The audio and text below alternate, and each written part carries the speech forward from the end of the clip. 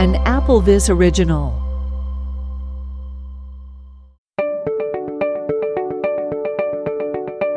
Hello there, and welcome to another episode of the AppleVis Extra Podcast. My name is David Nason, and I am delighted to be joining you again to talk about the 2024 Golden Apple Awards.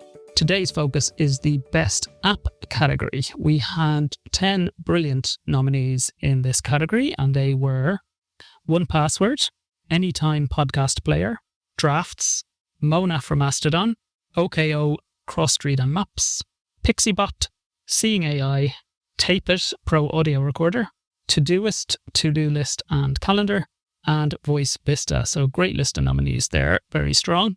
Our runners-up getting special mention are PixieBot and Voice Vista. So again, huge well done to them for being runners-up. Our winner, and a very familiar winner, I think it's their 4th Golden Apple, which is amazing, is Microsoft's Seeing AI. So huge well done to them. It's an app that's been around a long time and is still available in the App Store if you search for Seeing AI from Microsoft. So yes, huge well done to Seeing AI for winning the Best App Golden Apple 2024. And to chat about it, I am delighted to be joined from the Microsoft Seeing AI team by Saqib Shaikh. Hello, Saqib. Thank you so much for joining me on the podcast today. Hi, thank you so much for having me. It's a pleasure to be here. And you're here because Seeing AI, I don't think for the first time, won a Golden Apple Award for 2024 in the Best App category, which is fantastic. So, congratulations on that, first of all. Thank you. A great honor and actually, a surprise. And it means so much because it's from the community. There are so many awards from, either government or industry, but I think the ones from the community just mean that much more. Absolutely. To be voted by the people who are using apps. And there's a great range of apps nominated this year. So to top the poll is absolutely brilliant. And actually, before we jump into too much detail, maybe for the uninitiated, if there are any in our community, can you give us a quick rundown of what Seeing AI is? Good point. Seeing AI, we've talked about it as a talking camera app or a visual assistant. It's a mobile app where you open it up and it uses the camera to tell you what it can see. And it has different modes for different tasks in your daily life, from reading things to you, whether that's immediately or more slowly with formatting, through to describing photos that you take or from your camera roll or from other apps, all the way through to very task-specific channels, as we call them, like finding something or exploring the world around you, or knowing if the lights are on. Amazing. What do you do yourself on the team out of interest? And are you there long? Have you been there, part of Seeing AI from the start, or can you tell us a bit? Yeah, I've been at Microsoft since many, many years, close to 20, I guess. Wow, my goodness. But I've been in Seeing AI was something I started with some colleagues. And so been doing this we launched in 2017. So that's just over 7 years of being out there. And of course, we worked on it a bit before then. And so I now lead the team, and yeah, that's me. So you actually helped set up the whole thing day one for Seeing AI? So it was a fun story. So Microsoft had its very first hackathon. These are events where the CEO basically said, you can have a week off work to make whatever you want. And, I'd studied AI at college way back when, and I thought, okay, I want to make an AI app for blind people. And, it went nowhere. It was a side project. But then, I met more colleagues who were interested at Microsoft, and, you get the right people together, and eventually it got the CEO's attention, and then eventually we launched, and then eventually my manager was like, this thing has wings, you should do it full time. And it became my day job, which, never planned, but it's been an incredible journey since. That's kind of how I got into accessibility as well. It's doing it on the side of my desk, and then eventually it becomes your job when you're just spending an awful lot of time on it. So what's your background? Are you a product manager, or are you a developer, or what's your own kind of... Yeah, I'm a developer, software engineer. That's my background. And then, obviously over time, I've started doing more and more of the product management type stuff as well. And yeah, I really enjoy that hybrid. Yeah, absolutely brilliant. So when did Sing AI come out then? Did you say it was the project started in 2017 or it came out in 2017? Because it feels like one of those apps it's so ingrained now that it feels like I've had it forever. I can't remember when it started. Yeah, it came out in 2017. That was when we shipped 1.0. Okay, amazing. That would have been with a set of kind of channels like short text, document, product, color. It had a lot of the channels from day one, I think, didn't it? Yeah, it really had the core channels, and the big thing then was even the basic image descriptions. It was the first time I had ever seen AI descriptions when we started developing Seeing AI. And then, all the other things like reading text are very popular even back then. And it was just really cool to see all what AI could do all in one place. And then over time, it's really been I think there's a conversation between scientists and the blind community and figuring out, how do we make great experiences that leverage the latest technology available. So then we added more and more channels over time. And I think I seem to remember it kind of was almost put out there as this is almost a research project. Is that right? Yeah, exactly. We always talked about it as a research project, and to some extent it still is, I think. Over time, as we have lots and lots of users, it obviously is a full-fledged Microsoft product now, but we still have our roots sort of in research, talking to the scientists, like I say, to figure out how we push the boundaries of what's possible. And it's so interesting because obviously in the last, 2 years, is it 2.5 years now? I'm not sure when OpenAI initially burst on the scene. And then obviously we've had Microsoft are involved with that, but also with Copilot. And then you've got, Gemini from Google and Claude and all these. This is just absolute explosion in AI. But you guys introduced us to the power of AI, or the potential at least of AI, 8 years ago, I guess. So it must be amazing to see how far it's come. It has, AI for people who are blind was, not a mainstream thing way back when we started. Excuse me. But now, there's so much more we can do, and things are moving incredibly fast. And it's a very exciting time because just the tools that we have at our disposal are, they're so much better now, and they're getting better every few months. Yeah, absolutely. And I think, this is a 2024 award, technically. And the big improvement in 2024, the big addition in 2024 was video. Is that something you ever thought you'd see, being able to do, actually describe videos to people, but also, how big of a leap was that, I suppose, last year? Yeah, that was a huge thing. And honestly, I felt until, maybe 2 years ago, like you say, I thought video was something that was years and years in the future. It was always the goal. I've described, Seeing AI from day one as, the vision is, what if I had an assistant that could take the place of a sighted guide, or, someone who's describing what's around me or answering my questions as I go about my life when there's not a human available. Of course, when people are around, people are great, but having AI to fill that role. And I think the past 2 years have really shown that, oh my goodness, a lot of those pieces that we dreamt of way back when are actually, to some extent, possible now. And even though we don't have real-time video just yet, the ability to take a video and describe it scene by scene as we do is just a huge leap forward, both for the short kind of videos that Seeing AI supports, and they're also trying to bring that technology to sort of movie quality content as well. So yeah, as a blind person myself, very exciting times. Now, for those who don't know, the video feature, you can basically share an MP4 file with Seeing AI, or you can open it from the Browse Photos feature. And then we will, at the beginning of every scene right now, we will pause the video and describe what's about to happen.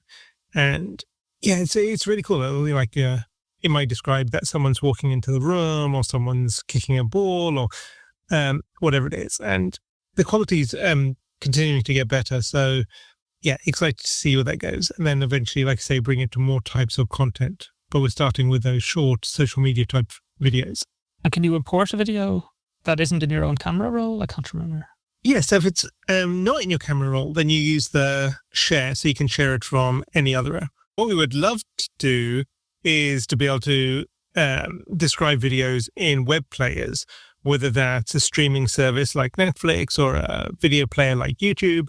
Can't do that today. Unfortunately, it has to be a video file that you have, but you never know. Maybe one day. And I mean, even you were speaking about the goal of live video, and like you said, it's great when there's people around, but even when there are people around, we love to feel independent when we can. And that's, I think, what this kind of AI, whether it is the video stuff or even the more basic stuff like short text reading, or even and currency checks and all that stuff, it kind of just gives you that sense of independence and that genuine, independence that we maybe didn't have before with a lot of things. Yeah, exactly. And having that, it is about choice, right? Everyone should be able to, be independent when they want and work with others when they prefer and use technology when that's appropriate for them. And so the real-time video or the real-time assistance is definitely something we're working on, and I'm very, very excited about when we're able to deliver that.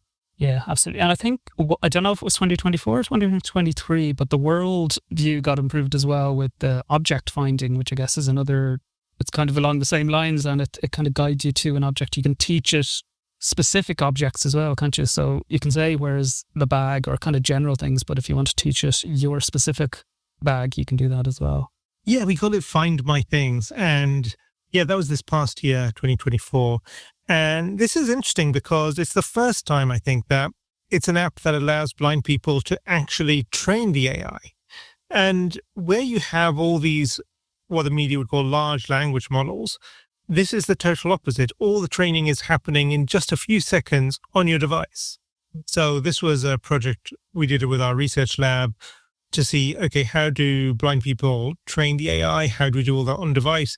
And as you mentioned, once you've taught it to recognize your objects, it provides you with audio experience to find it. So, you drop your AirPods, for example, then maybe you could use this to pick them up again.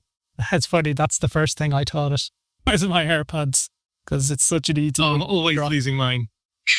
Absolutely brilliant. And there's, you haven't stopped there. And I think that's one of the interesting things about Seeing AI as well. It wasn't just something you released a few years ago and maintained. You've continued to not just develop the quality through better technology, but actually come up with new ideas of what it could do. And now as well this year, you've, I guess, because there's so much in the app now, you decided to do an overhaul of the user interface, which people may have seen in the last few days. Yeah, and often when you're making an app, you think, what's the one or two things people will use it for?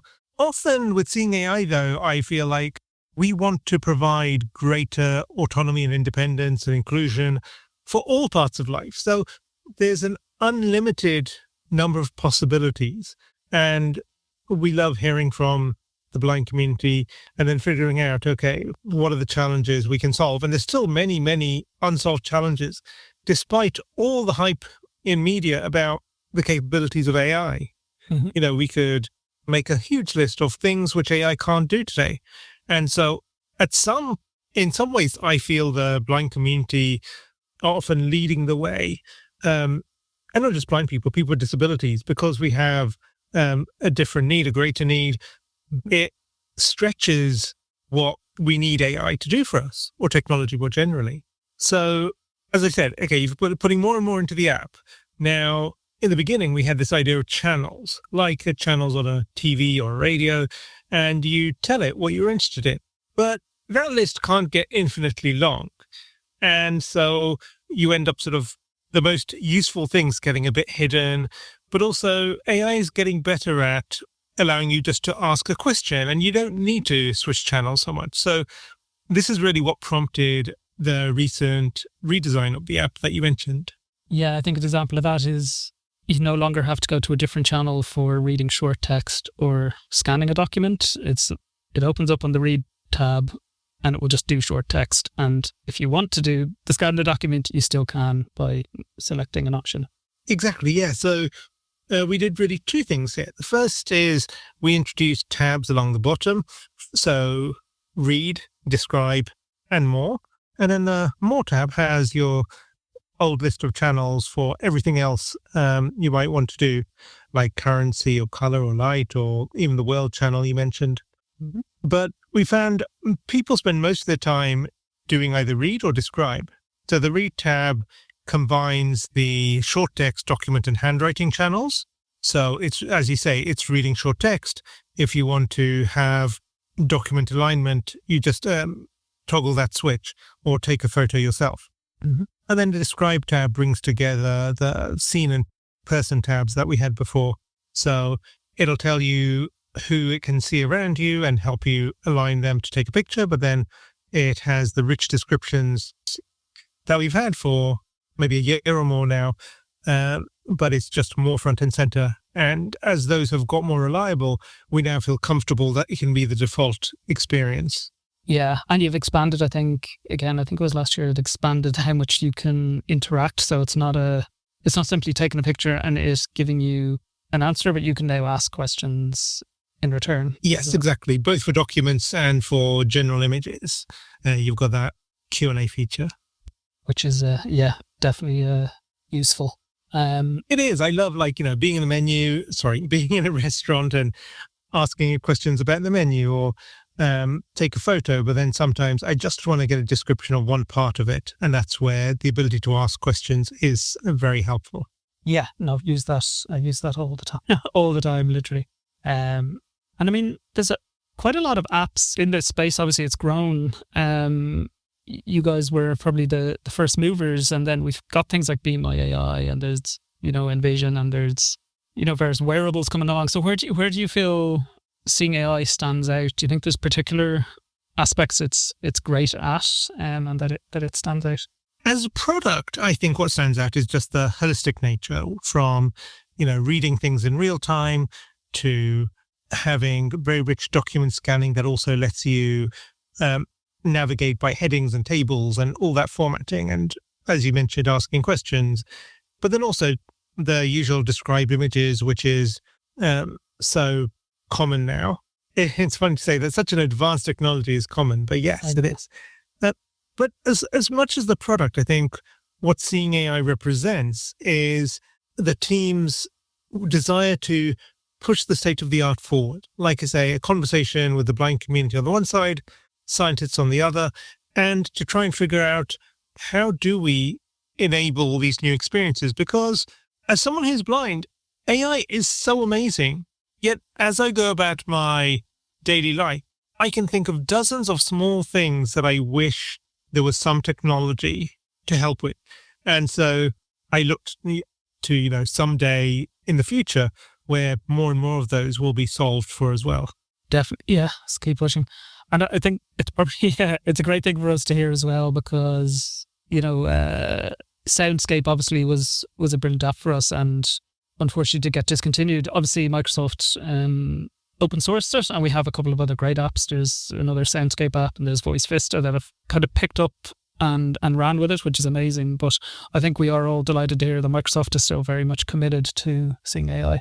Yeah, they absolutely are. And I am very appreciative that, the powers that be at Microsoft are supportive of our work, and let us keep carrying on. Yeah, and it's interesting you mentioned like one of its strengths is its holistic nature. I think that's right. People talk about it as like a Swiss Army knife for, a multi-tool for blind people. And there's things maybe it probably does do that others don't as well. I like that I can take a picture with it, get the AI to describe it, and then there is actually an option to save. So, and I can use both the front and the back facing camera. So if you're a blind photographer or vision impaired, and you just want a bit of help getting the right photos, you can actually use Seeing AI, whereas some of the others are just there for description, but they don't actually let you save the picture. Well, that's interesting. Yeah, that's definitely something that I use, because I use this as my primary camera as well now. Yeah. And you mentioned user feedback. So how does that work? How do you go about getting ideas from the community and getting feedback and all that kind of stuff? Yeah, really looking at all the sources. And so, you can always reach us at reach out to us directly, seeingai@microsoft.com, but also looking at all the reviews and the blogs and podcasts and X/Twitter. But of course, the AppleVis forums are a valuable source as well. So really, we try to be everywhere, make sure that we have our fingers on the pulse of the community. And then for more direct, you can email us, or we have the beta group as well, where that's really valuable to hear from people on early ideas. And is there a simple way to apply for the beta group, or is that a selected group, or how does that work? It is selected, but it's not if you're interested in joining, you can email us, and we'll see as we have capacity to add more people, we can. Amazing. Do you know what the email address is to contact the team? Or we can yes, seeingai@microsoft.com. Nice and simple. seeingai@microsoft.com. Brilliant. Yeah, and I know you've been active on the community before. For example, even when there was a bug before I remember when the help things were popping up more frequently than they should. You were on the forum and you answered. So I think that's great to see as well, that people know that you are truly engaged with the community. Yeah, I lead this project on Microsoft, but then of course I'm a blind guy and a user as well. So I really appreciate AppleVis and the site and all the work you guys do. Brilliant. And I suppose last question would be, any other plans for this year, or any future plans that you'd like to? We keep tinkering in the lab. So, there are a lot of great ideas of, what this new powerful AI could do to help the blind community. So yeah, watch this space. We're keeping prototyping, trying different things. And as they become ready and reliable and something we think people can trust, because then that's important, that not only we have cool technology, but that it's something reliable and trustworthy. But yeah, and as things are ready, they will be out. And whether you'll be able to answer this question or not, I don't know, but I'll ask anyway. Do you have any plans around wearables at all? Whether that's, I don't know if Microsoft are working on their own, or just, working with other third parties, who have wearable devices out there. So yeah, since we did our first sort of launch many years ago, wearables is the thing that really wanted. The thing that is exciting at the moment is we've got a lot more options, and they're actually devices you could buy rather than, more prototypey things. And this past year, actually, we also launched a partnership with ARX Arcs, who make a USB headset with a camera on it. And that currently only works on Android, but that was the first wearable we've sported. But we're talking to other companies and just seeing what other devices can we easily integrate with, so that you get the Seeing AI experience hands-free. Brilliant. Yeah, I think there'll be loads of excitement anytime there's anything to announce on that, or any tests around that. I think it's one of those areas that's just everybody's really excited to see now. Like you say, wearables seem to be becoming viable and affordable for everybody. Like I already, I'm trying to carry my cane, open the door, carry my bag, and then where's your phone going to go? I need a fourth hand. Yeah, exactly. Yeah. And who wants to walk down the street holding their phone out in front of them, really, if they don't have to? So, I think that's exactly a huge next step for the likes of Seeing AI. That's brilliant. So, is there anything else you'd like to cover or like to mention before we wrap up? I think we covered everything, but ultimately, I'm just excited to keep going, hearing from all of the audience about, what's interesting you, what do you wish Seeing AI could do? We thrive based on your feedback, and the things we make are purely to serve this community. So do let us know by email, or you can probably find me around on the internet, Saqib Shaikh. And yeah, I'm excited by the new wave of AI, and let's see what we can dream up in the labs and eventually ship. Amazing. Well, Saqib, thanks so much for joining me, and congratulations again for winning Best App of 2024 in the Golden Apples on AppleVis.com. Thank you so much. It's a pleasure. Thanks everyone for listening. Bye-bye. This podcast was brought to you by the community at AppleVis.com. AppleVis, empowering people who are blind, deafblind, or who have low vision to get the most from Apple products and related technologies. A proud member of the Be My Eyes family. For more information, visit our website at www.applevis.com.